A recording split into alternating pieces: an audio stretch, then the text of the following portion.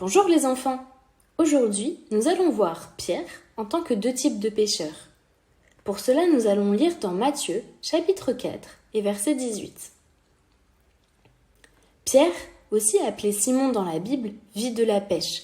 C'est un métier très dur. Parfois les eaux sont houleuses, parfois le vent est si fort qu'il pourrait faire chavirer la barque. Parfois, Pierre peut rester en mer toute une nuit sans prendre un seul poisson. Puis il y a la vente des poissons, la réparation des filets, l'entretien de la barque. Bref, c'est un travail vraiment très difficile, mais il aime ça. Pierre est aussi un être pécheur. As-tu remarqué que ce mot se prononce de la même manière?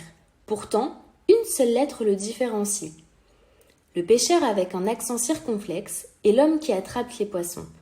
Le pêcheur avec un accent aigu est un être qui est loin de Dieu, comme si un mur séparait l'homme pécheur du Dieu saint. Mais Jésus va trouver Pierre, et cette rencontre va changer sa vie. Jésus lui dira « Je te ferai pécheur d'hommes », c'est-à-dire que par son témoignage, puis par la prédication de l'Évangile, il allait faire connaître aux hommes et aux femmes, aux jeunes et aux enfants de sa génération la personne de Jésus. Qui est Jésus? Que fait Jésus dans une vie?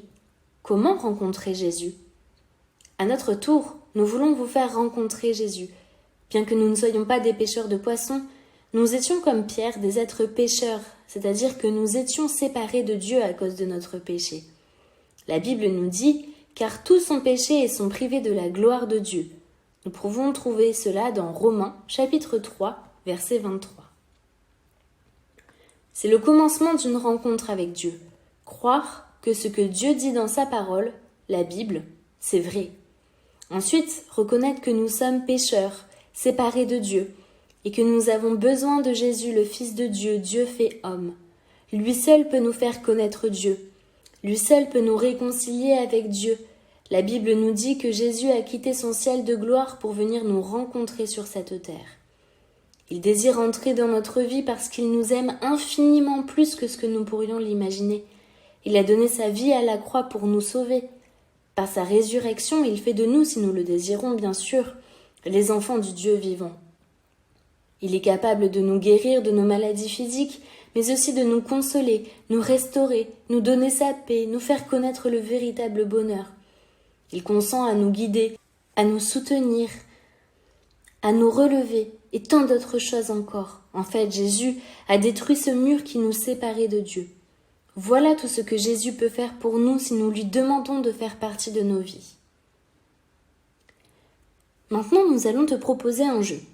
Tu peux retrouver tous les attributs de Jésus, c'est-à-dire tout ce que Jésus est, en trouvant les mots de la liste dans le tableau.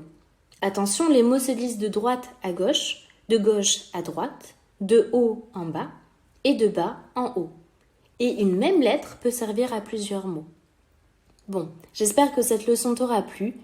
Je te souhaite une bonne semaine et à la semaine prochaine. Bonjour.